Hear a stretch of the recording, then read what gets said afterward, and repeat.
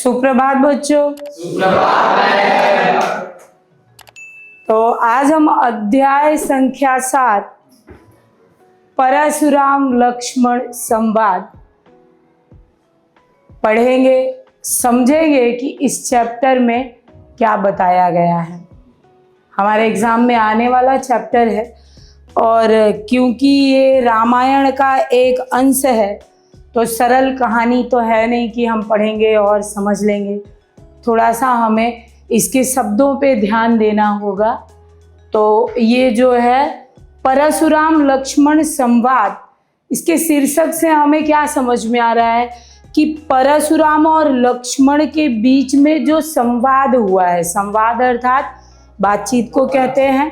हमारे section D में भी पहले प्रश्न आया करते थे, संवाद लेखन मतलब दो लोगों के बीच में बातें जो होती हैं उसका वर्णन। तो यहाँ परशुराम और लक्ष्मण के बीच में जो संवाद हुआ है उसका वर्णन है। ये बात उस समय की है जब सीता स्वयंवर हो रहा था और श्री रामचंद्र जी ने धनुष तोड़ दिया था, जो कि शिव धनुष था।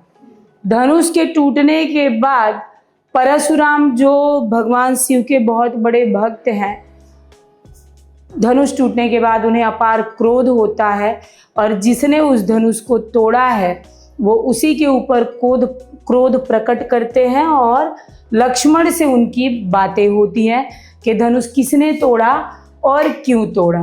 तो ये हमारा बच्चों अध्याय संख्या 7। पहले हम थोड़ा सा समझ लेते कि इस काव्य की रचना किसने की है। जैसा मैंने आपको कहा कि ये रामचरितमानस का एक अंश है, एक कांड से एक छोटा सा अंश है परशुराम लक्ष्मण संवाद। तो रामचरितमानस जो है वो किसकी रचना है? तुलसीदास की। और रामायण किसकी रचना है? वाल्मीकि। तो हम सभी जानते हैं, दोनों में अंतर कोई जानता है? रामायण और रामचरितमानस में फर्क क्या है? बोलो। इसमें रामचरितमानस राम के चरित्र के बारे में बताया, कैसे मतलब वो रहते हैं, उनका व्यवहार कैसा है, ऐसा। अच्छा, बोलो कुछ आइडिया। अच्छा ठीक है। रामचरितमानस और रामायण वाल्मीकि द्वारा लिखा गया है। रामायण में उन्होंने वाल्मीकि ने राम जी को एक व्यक्ति के रूप में इस धरती पे बताया है कि एक उत्तम पुरुष, एक व्यक्ति का जो जीवन है। लेकिन रामचरितमानस में तुलसीदास ने उन्हें भगवान तुल्य बताया है। और भी बहुत सारे फर्क हैं। अभी तो हम इस पे थोड़ा ध्यान देंगे कि जो है धनुष टूट चुका है, सीता स्वयंवर चल रहा है, धनुष टूट गया है। धनुष टूटने की कहानी ये है कि एक दिन सीता जी साफ सफाई कर रही थी घर का और उन्होंने क्या किया, शिव धनुष को उठा करके एक स्थान से दूसरे स्थान पे रख दिया। अगर और पीछे कहानी में जाएंगे तो जनक को वो शिव धनुष लाके देने वाले परशुराम थे और उन्होंने किसी और को ये धनुष नहीं दिया क्योंकि उन्होंने किसी और को योग्य नहीं समझा। उन्होंने राजा जनक को उस योग्य समझा और धनुष ला करके राजा जनक के वहाँ रखा था। जब राजा जनक ने ये देखा कि उनकी पुत्री उस धनुष को उठा के एक स्थान से दूसरे स्थान पे रख सकती है, मतलब उनकी जो पुत्री है वो कोई साधारण कन्या नहीं है। तो हमारे वहाँ कहते हैं कि कन्या दूना वर ढूंढा जाता है। तो उन्होंने एक शर्त रखा कि जो इस धनुष के डोर को चढ़ाएगा उसी के साथ, जो है प्रत्यंचा को चढ़ाएगा उसी के साथ मैं मेरी पुत्री का विवाह करूँगा। स्वयंवर रख दिया, बड़े बड़े राजा आए, महाराजा आए, पर धनुष शिव जी का था इसलिए किसी में भी उसे हिलाने तक की हिम्मत न हुई। गए सभी राजा, प्रयास भी किए, लेकिन किसी से भी धनुष हिलाया तक न गया। राजा जनक बहुत दुखी हो जाते हैं। उनको लगता है कि इस पृथ्वी पर कोई ऐसा राजा ही नहीं बचा है जिसमें इतना ताकत हो। तो निराशा उनका देख करके उनके जो गुरु थे, रामचंद्र और लक्ष्मण के गुरु थे, उनसे जो है आग्रह किया। तो उन्होंने राम को इशारा किया और राम ने प्रत्यंचा चढ़ाने का प्रयास ही किया था कि धनुष टूट जाता है। और जब धनुष खंडन हो जाता है, टूट जाता है, तो उसकी जो आवाज़ थी परशुराम तक जाती है और परशुराम वहाँ आकर के क्रोधित होते हैं, क्रोध प्रकट करते हैं। और उस क्रोध को शांत कराने के लिए प्रभु श्री राम परशुराम से कहते हैं कि नाथ शंभुधन भंज निहारा, हुई है क्यों एक दास तुम्हारा। कहते हैं कि हे प्रभु, इतना क्रोध न करिए, ये धनुष को भंज निहारा, खंडन करने वाला कोई आपका एक दास होगा, कोई आपका एक सेवक होगा, कृपया करके शांत हो जाइए। परशुराम कहते हैं कि आय सुकाह कहई किन मोही, सुनि रिसाई बोले मुनि को ही। क्रोधित हैं, कहते हैं कि हाँ, बड़े आए तुम मुझे सिखाने वाले, ज्ञात कराने वाले कि ये धनुष जिसने तोड़ा है वह आपका कोई सेवक होगा। अरे सेवक सो जो करे सेवकाई, सेवक तो वो होता है जो सेवा करता है।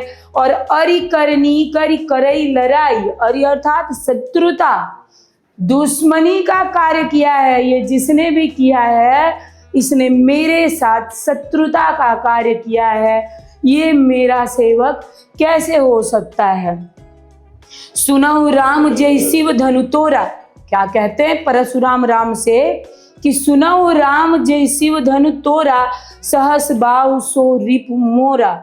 वो कैसा व्यक्ति है जिसने शिव धनुष को तोड़ा है, वो मेरे सहस्त्र हजारों बाहु के समान वाले दुश्मन की तरह है। अब ये एक अलग कहानी है।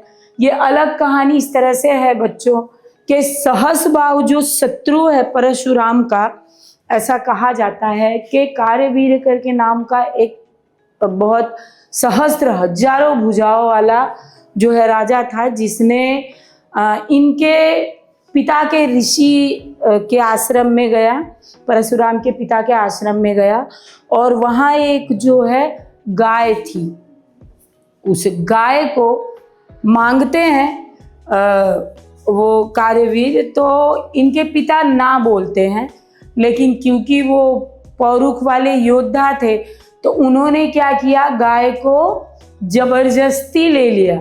जबरदस्ती ले लिया तो जब परशुराम आए और अपने पिता से सारी बातें सुनी तो उन्होंने क्या किया, बहुत क्रोधित हुए और उस सहस्त्र बाहु वाले राजा जो है युद्ध किए और उनके एक एक भुजाओं को जो है काट के गिरा दिया, उनको धराशायी कर दिया। आगे उसके बारे में भी है। तो कहते हैं कि सो बिलगाव बिहाई समाजा, न त मारे जई हैं सब राजा। ये जो सहस बाहु मेरे शत्रु की तरह जिसने ये काम किया है वो इसी समाज में है, तो इस बैठी हुई सभा में से उसे अलग करके मेरे सामने लाओ, नहीं तो जितने राजा यहाँ बैठे हैं सारे मारे जाएंगे। सुनि मुनि बचन लखन मुस्काने, बोले परशु धरहि अपमाने। जब क्रोधित परशुराम कहते हैं कि सभा में बैठे सभी राजाओं में से वो एक राजा मेरे समक्ष लाओ, अन्यथा यहाँ बैठे सारे राजा मेरे हाथों से मारे जाएंगे, तब लक्ष्मण जो है व्यंगात्मक मुस्कुराहट चेहरे पे ले करके उनको अपमानित करते हुए उनके जो है मुस्कुरा करके व्यंगात्मक भाषा में कहते हैं कि बहु धनु ही तोरी लरिकाई, कबहू न असिरस कीनी गोसाई। बचपन में तो हमने ऐसी बहुत सी धनुइयाँ तोड़ी थी हे प्रभु, तब तो आपने कभी इस तरह का क्रोध नहीं प्रकट किया। ए धनु पर ममता के ही हेतु, सुन रिसाई कह भृगुकुल केतु। बच्चों, भृगुकुल केतु अर्थात परशुराम का ही एक तरह से नाम है, उनके पूर्वजों का। तो कहते हैं कि बहुत ऐसी धनुइयाँ हमने बचपन में तोड़ दी थी, तब तो आपने कभी इस तरह का कोई क्रोध नहीं किया। इस धनुष पे आपकी ऐसी क्या ममता है जो आप जो है इतना क्रोध कर रहे हैं। परशुराम दोहा है बच्चों कि रे नृप बालक काल बस बोलत तो ही न संभार, धनु सम त्रिपुरारी धनु विदित सकल संसार। क्या कहते हैं कि हे राजा का बालक, तुझे ज्ञात नहीं है, तू काल के बस में आकर के बोल रहा है और तू अपने आप को संभाल नहीं रहा है। तुझे ज्ञात नहीं है जो तू बोल रहा है, जिसे तू धनुइया कह रहा है, सारा संसार जानता है। क्या कहते हैं कि रे निप बालक काल बस, हे राजा का पुत्र राजकुमार, तू काल के बस में है, इसीलिए तू संभाल करके नहीं बोल रहा है। धनु ही सम त्रिपुरारी धनु विदित सकल संसार, जिसे तू धनुइया कह रहा है, विदित अर्थात जानना, तो ये सारा संसार जानता है। त्रिपुरारी अर्थात भगवान शिव जी, तो ये सारा संसार जानता है कि जिसे तू धनुइया कह रहा है वो भगवान शिव जी का धनुष है। आगे क्या कहते हैं कि लखन कहाँ हंसी हमरे जाना, सुनाऊ देव सब धनुष समाना। लक्ष्मण फिर उसी रूप में आ जाते हैं, मुस्कुराते हुए उसी व्यंगात्मक भाव से कि हमें तो कहाँ पता था, हमारे लिए तो सारे धनुष एक ही समान है। और का क्षति लाभ जून धन तोरे, देखा राम नयन के भोरे। ऐसा क्या नुकसान हो गया, आपका क्या क्षति हो गई इस धनुष को तोड़ देने से। और राम की ओर जो है देखते हुए कहते हैं कि छुअत टूट रघुपते न दोषु, और मुनि बिन काज करे कतरोसु। कहते हैं इसमें रघुवर प्रभु श्री राम का कोई दोष नहीं है। इन्होंने क्या समझा था कि जो है बस छुआ ही था, जो है नया समझ करके इन्होंने धनुष को उठाया। छुआ ही था क्योंकि धनुष पुराना हो गया है, तो छूते ही धनुष क्या हुआ, अपने आप ही टूट गया। तो इसमें रामचंद्र का कोई दोष नहीं है। तो आप जो है अनानाहक ही, अनायास ही क्रोध कर रहे हैं। परशुराम क्या कहते हैं, हाँ बोले चितई परशु की ओरा, रे सठ सुनो सुभाव न मोरा। परशुराम कहते हैं, क्या कहते हैं, अपने फरसे की ओर दिखाते हुए, चितई करते हुए, देखते हुए, दिखाते हुए कहते कि सुनो, सठ का स्वभाव मेरा नहीं है, दुष्ट का स्वभाव मेरा नहीं है। बालक बोली बधेव नहीं तो ही, केवल मुनि जन जाने मोही। मैं बालक समझ करके तुम्हारा वध नहीं कर रहा हूं, बाकी मैं कौन हूं, केवल मुनि जन जाने मोही। मुझे तो ऋषि और जड़ जो हैं वही जानते हैं कि बाल ब्रह्मचारी यति को ही विश्व विदित क्षत्रिय कुलद्रोही। मुझे ऋषि मुनि और जो जड़ हैं वही जानते हैं कि मैं बाल ब्रह्मचारी हूं और क्षत्रिय कुल का शत्रु हूं। वही कहानी जो मैंने बताया, सहस बाहु वाला एक ब्राह्मण राजा थे जिनका नाम था कार्यवीर। तो उन्हीं के समय से ये शत्रुता चली है, क्षत्रियों से इनकी शत्रुता है। तो कहते हैं ऋषि मुनि मुझे जानते हैं कि मैं बाल ब्रह्मचारी हूँ और क्षत्रिय कुल का शत्रु हूँ। भुजबल भूमि भूप बिनुकीनी, विपुल बार मही देवन दीनी। तो मेरी भुजाओं, अपनी बल के बारे में बताते हैं कि मैंने कई बार इस धरती को भूप क्षत्रियों के जो है क्षत्रियों को मौत के घाट उतार करके ये धरा मैंने कितनी बार देवों को, ब्राह्मणों को दान कर दिया है। तो सहस बाहु भुज छेद निहारा, परस बिलोक मही कुमारा। फिर उसी सहस बाहु वाले कार्यवीर के बारे में बताते हैं कि मैंने उसकी भुजाओं को छेद निहारा, विखंडन कर दिया है अपने इसी फरसे से। वो अपने फरसे के बारे में बताते हैं कि ये फरसा कितना ताकतवर है कि मैंने उस सहस्त्र बाहु कार्यवीर के भुजाओं को विखंडन कर दिया और उसको मौत के घाट उतारा। तो इतना ताकत मेरे इस फरसे में है। दोहा है कि मातु पितय जनि सोच बस, करस महिष किशोर, गर्भन के अर्भक दलन, परसु मोर अति घोर।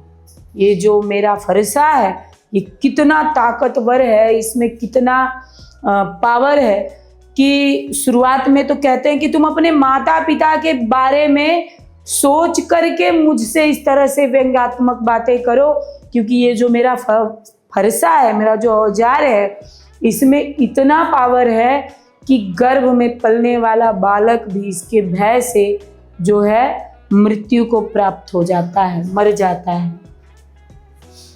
फिर लक्ष्मण और उसी भाव में बिहसी लखनु बोले मृदुवानी, अहो मुनीस महाभटमानी। क्या कहते हैं, हंसते हुए मीठी वाणी को जो है प्रस्तुत करते हुए मीठी वाणी में कहते हैं कि पुनि पुनि मोहि दिखाव कुठारू, चहत उड़ामन फूकी पहारू। हे ऋषि मुनि, हे प्रभु, आप बार बार अपने इस औजार कुठारू अर्थात अपने इस फरसे को दिखा करके बार बार क्या आप बताने का प्रयास कर रहे हैं? क्या आप फूंक मार करके पहाड़ को उड़ाना चाहते हैं? मतलब आप जिसे धमकी बार बार दे रहे हैं, हम लोग भी कोई मामूली नहीं है। क्या कहते हैं कि इहाँ कुंभड़ बतिया को नाही, जे तर्जनी देखी मरी जाई। यहाँ भी कोई, देखो बच्चों, कुंभड़ बतिया के लिए दो चीजें होती हैं। एक तो हमें बचपन में बताया जाता है कि कोहड़ा एक सब्जी होती है, उसकी बतिया के बारे में बताया है कि उंगली दिखाने से वो मर जाता है। दूसरा एक छुई मुई पौधा आता है, उसके लिए भी लोग व्यक्त करते हैं, अगर आप उसे छुओ तो वो सिमुट के सिकुड़ जाती है। तो कहते हैं कि यहाँ कोई कुंभड़ का बतिया नहीं है जो तुम्हारी तर्जनी उंगली दिखा देने से ही खत्म हो जाएगा। यहाँ कुंभड़ बतिया को नाई, जे तर्जनी देख ही मरी जाई। कोड़े की बतिया नहीं है हम जो तर्जनी उंगली दिखाओगे और मर जाएंगे। देख ही कुठारू सरासन बाना, मैं कछु कहा सहित अभिमाना। अगर मैंने आपके इस फरसे को देख करके कुछ कह दिया है तो जो है क्षमा याचना की बात करते हैं। आगे क्या हुए कि भृगुसुत समुझ जनेऊ बिलो की, जो कुछ कहो सहु ऋषिरो की। मैंने कहा था भृगुसुत की बात आए तो परशुराम का ही नाम है, उन्हीं के लिए कहा जा रहा है कि जो कुछ भी कह रहे हैं थोड़ा सा सोच समझ और बर्दाश्त करने की बात हो रही है। सुर महिसुर हरिजन अरुगाई, हमरे कुल न इन पर सुराई। क्या कहते हैं कि जो भी है सुर असुर हरिजन, इन सब की हमारे कुल पर भी चलती नहीं है। बधे पाप अपकीरति हारे, मारत पाप परई तुम्हारे। कोटि कुलसी सम बचन तुम्हारा, व्यर्थ धनऊ बान कुठारा। तुमने तो ये जो इतने कटाक्ष जो वाणी हम पे बोल रहे हो, ये किसी औजार से और किसी वार से कम नहीं है। जो आप हम पे इतना बोले जा रहे हो ये किसी औजार से कम नहीं है। आपके जो वचन हैं, जो आप बोल रहे हो, आपने तो व्यर्थ ही धनुष और बाण और फावड़ा जो भी उनका था बेकार में धारण किया है। जितना आप बोल रहे हो ना वही हम पे घात कर रहा है, औजार का काम कर रहा है, ऐसा लक्ष्मण बोलते हैं। दोहा है कि जो भी लोग अनुचित कहो क्षमो महामुनि धीर, सुनि सरोस भृगुवंश मणि, बोले गिरा गंभीर। कहते हैं कि अगर जो कुछ गलत कहा है तो मुझे जो है हे महामुनि क्षमा कीजिए, और जो है कौशिक सुनो मंद यह बालक, कुटिल काल बस निज कुल घालक। जब ऋषि जो उन्हें ले करके गए हैं, उनके गुरु राम लक्ष्मण के, वो जब उनसे क्षमा याचना की बात करते हैं और तब परशुराम मुनि से क्या कहते हैं कि कौशिक अर्थात उनके गुरु का ही नाम है राम लक्ष्मण के, तो कौशिक सुनो मंद यह बालक, सुनिए, ये जो मंद बुद्धि का बालक है, लक्ष्मण के लिए कहते हैं परशुराम, उनके गुरु से कहते हैं कि सुनो मंद यह बालक, कुटिल काल बस निज कुल घालक। ये बालक सिर्फ कुटिल नहीं है, ये अपने कुल का घातक है। इसका जन्म अपने कुल को समाप्त करने के लिए ही हुआ है, क्योंकि इस पे क्या है, कोई अंकुश नहीं है। भानुवंश राकेश कलंकु, ये सूर्यवंश, सूर्यवंशी थे प्रभु रामचंद्र, तो कहते हैं कि भानुवंश राकेश कलंकु, ये क्या है, सूर्यवंश पे कलंक के समान है। राकेश अर्थात बच्चों चंद्रमा, तो कहते हैं कि ये सूर्यवंश पे जिस तरह से चंद्रमा पे दाग है, उसी तरह से जो है ये कलंक के समान है सूर्यवंश पे। निपट निरंकुश अबुध अशंकु, ये उद्दंडी है, इस पे कोई अंकुश नहीं है, कोई अनुशासन नहीं है। तो इसकी स्थिति क्या होने वाली है कि काल कवल हुई है छन माही, कहु पुकारी खोर मोहिनाई।